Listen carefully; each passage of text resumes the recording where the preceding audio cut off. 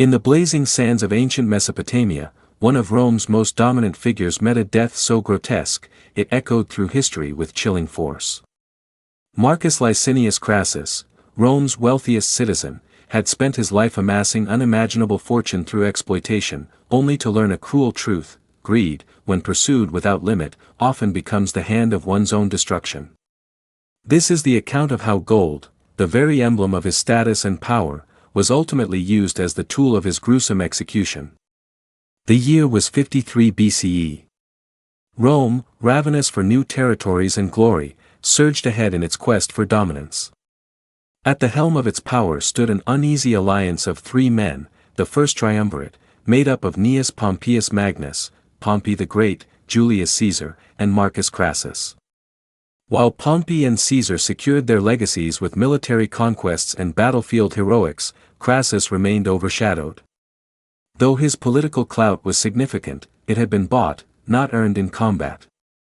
He was seen less as a warrior and more as a financier in military robes. Crassus had witnessed Caesar's conquest of Gaul and Pompey's naval triumphs over the pirates of the Mediterranean. Their exploits were immortalized in stone and song. In contrast, his victories were tallied in coins and property, grand, yet hollow in the eyes of Roman tradition. For a man of his ambition, it wasn't enough. At 60 years old, an age when most Roman nobles would have retired into comfort and influence, Crassus yearned for something greater. Not more wealth, he had more than any man, but something only blood and glory could buy: respect. And so, his eyes turned eastward to the Parthian Empire, a realm rich with silk, spices, and stories of gold beyond counting. Stretching from the Euphrates River to the distant Indus, it was a kingdom that stood as both a challenge and an opportunity. To Crassus, conquering Parthia would not only rival the achievements of his fellow triumvirs, it would surpass them. The riches he envisioned would make his own vast fortune seem modest, and the triumph would finally crown him with the laurels of military greatness. The Roman Senate, however, mistrusted his intentions. They denied him the formal approval to launch a campaign, but Crassus was undeterred. In 55 BCE, he set sail for Syria, newly appointed as governor, and immediately began preparations for an unauthorized war. Disregarding the advice of seasoned commanders familiar with Parthian warfare, Crassus dismissed their concerns as cowardice. Rome had tamed greater wildernesses and toppled older empires, why should this desert kingdom be different? Intelligence reports spoke of instability in the Parthian court. Crassus believed he could strike swiftly and claim a weakened prize. He amassed a colossal army, 7 legions comprising nearly 40,000 soldiers, bolstered by 4,000 cavalrymen and an equal number of light-armed auxiliaries. This force, one of the largest Rome had ever dispatched to the east, was the tool with which he intended to reshape history. Among the officers rode his son, Publius Crassus, a brave and capable warrior who had fought alongside Caesar in Gaul. His presence wasn't just sentimental, it symbolized the legacy Crassus hoped to forge through conquest. In the spring of 53 BCE, the invasion began. Roman troops crossed the Euphrates near the town of Zeugma. The early phase of the campaign fed Crassus overconfidence. Towns submitted quickly or fell without notable resistance. The terrain, flat, open, and seemingly perfect for Roman formations, gave every impression that this campaign would be short and victorious. Reports indicated that King Oroda II, ruler of Parthia, was entangled in domestic disputes. Crassus believed the path to Ctesiphon, the Parthian capital, lay wide open. Yet, the ease of his progress was no accident. It was the opening move in a far more sinister game. Parthian general Surina, a young and brilliant strategist, lured Crassus deeper into the arid heartland, far from his supply routes and reinforcements. Skirmishes along the way were deliberately feeble, a bait to lull Roman forces into false confidence. Every mile deeper into the desert meant longer marches under punishing heat, dwindling provisions, and worsening morale. As Crassus pushed forward, the illusion began to unravel. The Parthians were no rabble of desert tribesmen. They were disciplined, intelligent, and masters of their environment. Their armies were built not around phalanxes and heavy infantry, but speed, maneuverability, and devastating long-range attacks. The core of their power rested in two key elements: their elite cavalry, cataphracts clad in armor from helm to hoof, and their deadly horse archers, capable of unleashing a torrent of arrows while galloping at full speed. Surina's tactics played to every Roman weakness. Where Roman soldiers depended on formation and cohesion, Parthians employed fluid movement and flexibility. While Romans expected to meet opponents in set-piece battles, Parthians avoided direct engagement, preferring ambushes and constant pressure. Most critically, they engaged not just the body, but the mind, using terror and exhaustion as weapons. Mounted scouts would appear on distant hills only to vanish before they could be reached. At night, strange noises echoed across the Roman camps, unseen riders laughing, whispers in foreign tongues, arrows landing in the dark. The psychological strain left Roman sentries sleepless and the ranks increasingly demoralized. Crassus began to understand, too late, that Roman strength meant little in a theater so unfamiliar. His legions, which had been invincible in the forests of Gaul or the hills of Hispania, wilted under the desert sun. His cavalry, poorly trained for fast, mobile warfare, was ineffective. Supply lines grew longer and more vulnerable, often raided by enemies that vanished like smoke. Then came the fateful moment. Crassus halted near the town of Carrhae, modern-day Haran, hoping to anchor his army in more favorable terrain. The hills offered elevation, and a nearby spring seemed to solve their water shortage. Intelligence claimed that Surina's main force was nearby. Crassus believed this would be the decisive engagement, his chance to crush the enemy, reclaim his prestige, and return to Rome in triumph. It would instead become his tomb. At dawn on June 9, 53 BCE, the Battle of Carrhae began. Crassus arranged his army according to standard Roman doctrine: heavily armed legionaries at the center, flanked by cavalry on each wing, with auxiliary troops screening the front. He positioned himself in the center, while his son, Publius, commanded the right cavalry wing.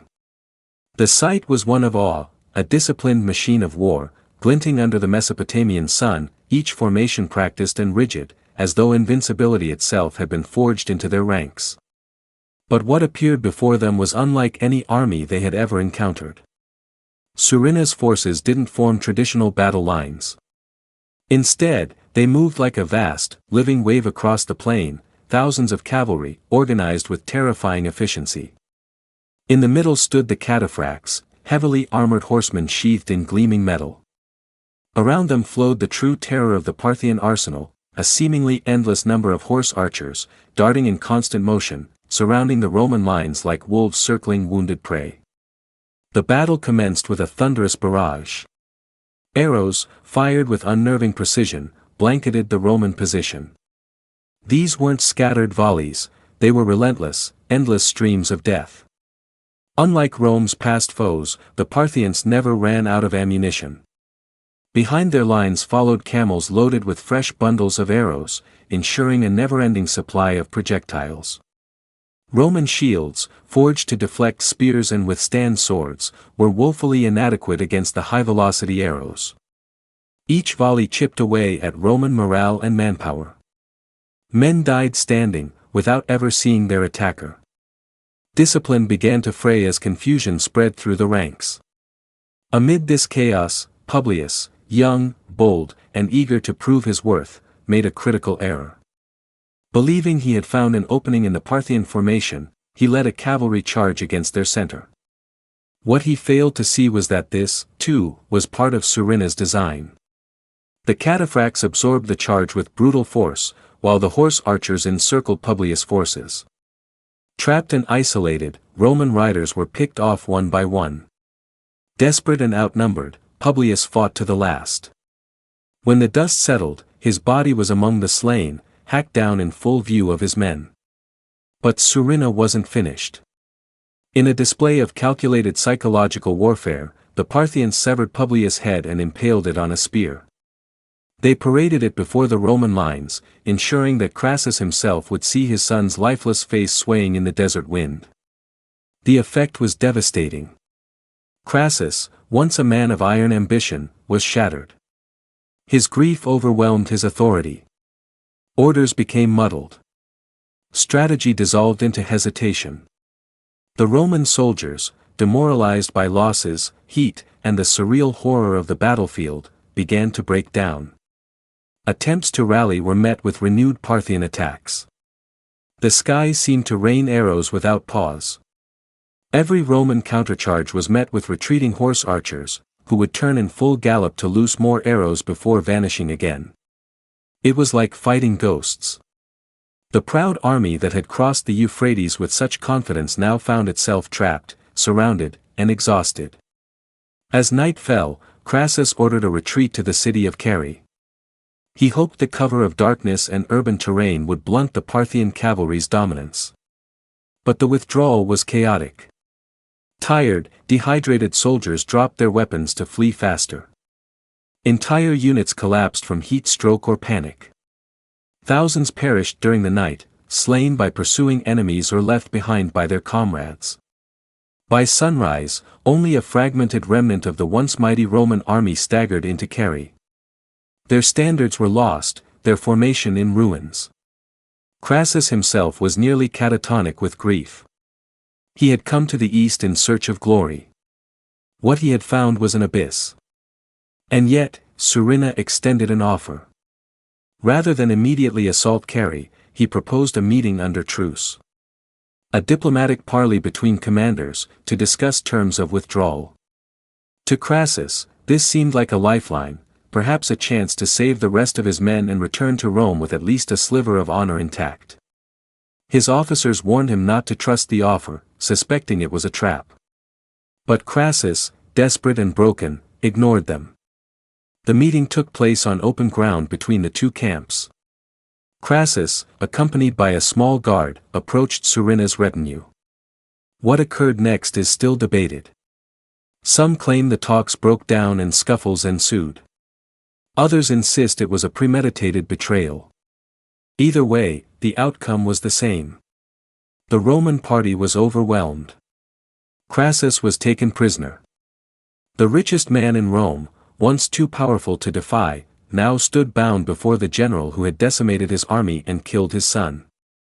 And for Surina, this moment wasn't merely military, it was personal. Crassus embodied everything the Parthians despised about Rome: its arrogance, its greed, its presumption that eastern lands were there for the taking. His execution would not be simple. It would be symbolic. Crassus' death would not be swift. Surina and his Parthian commanders understood the power of symbolism. Crassus hadn't just invaded their homeland, he had done so out of unbridled greed, not necessity. He had crossed the Euphrates not for defense or diplomacy, but to claim what was not his, driven by a lust for wealth and legacy. His punishment, then, had to reflect the reason for his invasion. The execution was a message. Molten gold, the very substance that had ruled Crassus' life, was chosen as the instrument of his end. His obsession with wealth, the fortune he had hoarded, the empire he had sought to finance through conquest, all of it would be turned against him.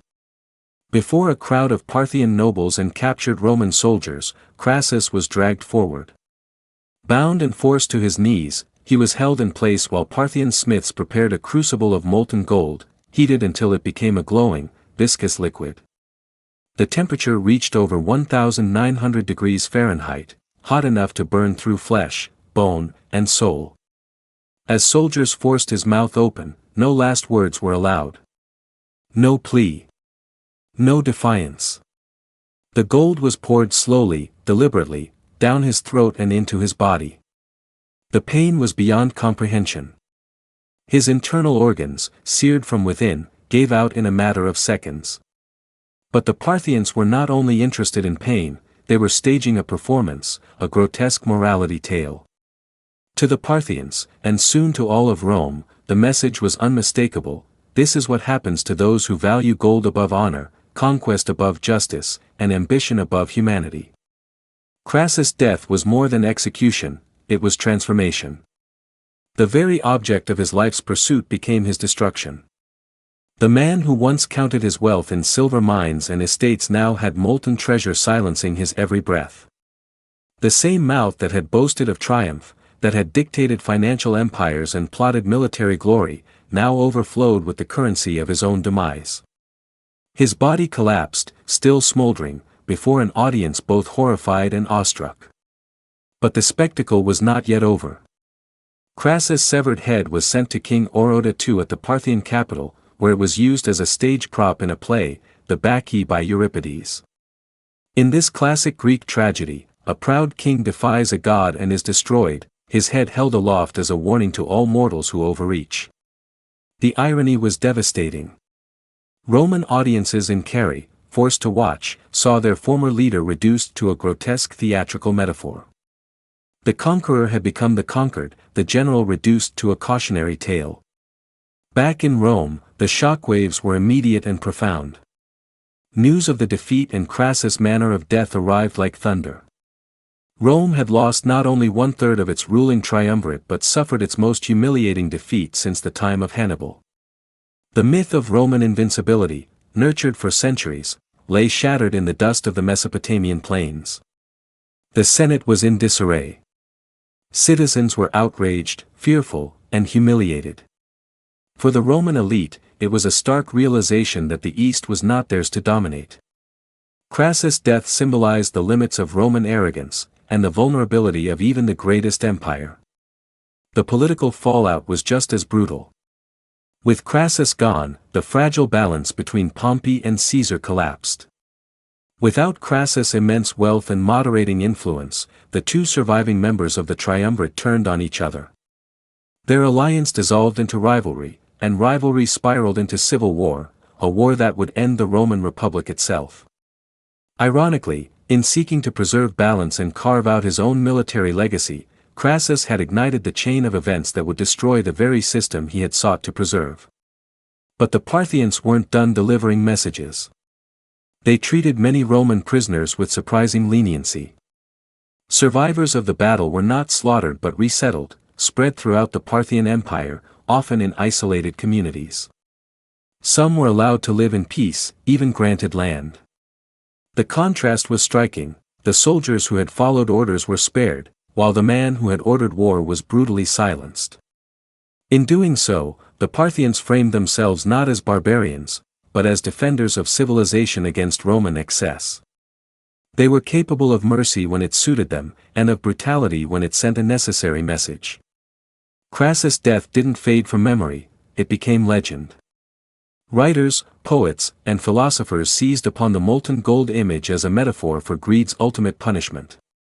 Plutarch, writing over a century later, reflected on the dangers of unchecked ambition and how wealth can blind even the wisest men. The gold that once opened doors in Rome had now become a cautionary image, burning, disfiguring, and final. The legacy of Marcus Licinius Crassus' death rippled far beyond the battlefield at Carrhae. His end was more than personal tragedy, it became a turning point in Roman history, a brutal lesson in the limitations of imperial ambition and the consequences of arrogance cloaked in gold. For generations, the image of molten metal searing the throat of Rome's richest man haunted the Roman psyche. It pierced the heart of a society that equated wealth with virtue, and conquest with destiny. The gruesome symbolism of his execution, gold, the idol of Roman elite society, used to silence its loudest worshipper, was not easily forgotten.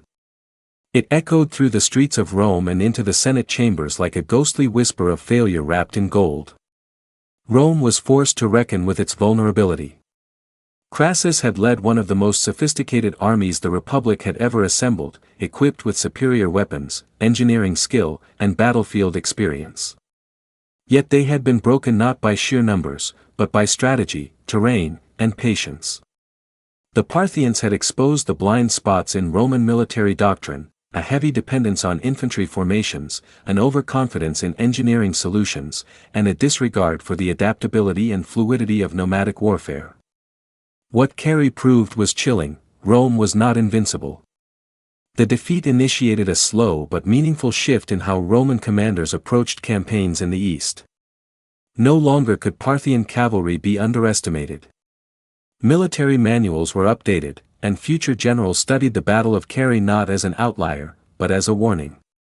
Cavalry contingents were bolstered.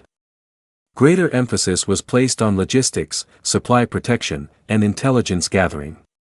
Future campaigns would see slower, more calculated advances. Rome had learned, at great cost, that speed and arrogance were poor substitutes for preparation. The geopolitical implications were just as profound. Parthia, once seen as a distant nuisance, had now earned respect. It had not only defeated a Roman army but shattered the myth of Rome's inevitable dominance. For centuries to come, Parthia would remain a formidable rival, capable of negotiating with emperors as equals. The boundary between the two empires, the Euphrates, became not a temporary frontier but a hardened border, respected by both sides and rarely crossed without immense calculation. Culturally, Crassus' end was immortalized in art, literature, and public discourse. Roman poets and playwrights turned his story into allegory, a timeless fable of human weakness.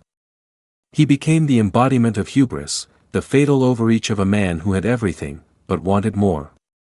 His downfall was compared to mythical figures like Icarus and Midas, men destroyed by the very things they loved most.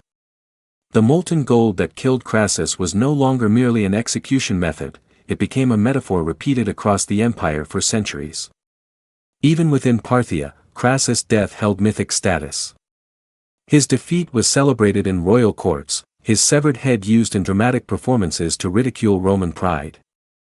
In the decades that followed, Parthian kings invoked the memory of Cary whenever Rome threatened their sovereignty, reminding future generations that even the mightiest foreign invaders could fall. The archaeological site of Cary would, over time, reveal the scale of the catastrophe. Excavations unearthed shattered Roman armor, broken standards, and skeletal remains scattered in patterns that revealed panicked retreat rather than organized withdrawal. The layout of the battlefield told its own story, of encirclement, disintegration, and eventual annihilation. The remains of siege engines, melted under desert heat and abandoned in desperation, lay as silent testimony to Crassus' illusions of conquest. But even more significant was what Crassus' death triggered at home. With his demise, the fragile political alliance that had held the Republic together disintegrated. The power vacuum led to open rivalry between Pompey and Caesar. Within a year, civil war erupted. Roman legions turned their swords on each other. Streets once filled with triumphant parades became rivers of blood. The Senate dissolved into chaos. The Republic, an institution over 450 years old, would not survive the power struggle Crassus' absence helped unleash. Ironically, Crassus had sought military glory to elevate his status alongside Pompey and Caesar. Instead, his failure removed the very balance that had kept the two titans in check. In trying to secure his legacy, he became the catalyst for the Republic's collapse. In this way, Crassus was not just a victim of greed, he became a warning against imbalance. Against hubris. Against overreaching when caution was required. And most tragically, he proved that even a man who owned half of Rome could not by foresight. Modern historians still debate the precise accuracy of the molten gold legend. Some suggest it was a dramatized version of his death, invented by Greek and Roman writers to moralize the event. Others believe it was likely, given the Parthians' penchant for spectacle and symbolic justice. Regardless of its literal truth, the story's endurance across millennia is telling. It resonates because it feels true. It represents the collision between excess and consequence, the inevitability of downfall when ambition overrides reason. Crassus' end was not just a punishment, it was a mirror held up to the empire itself, reflecting what happens when power becomes unchecked and desires go untempered. In the end, Crassus' golden throat did more than burn, it silenced an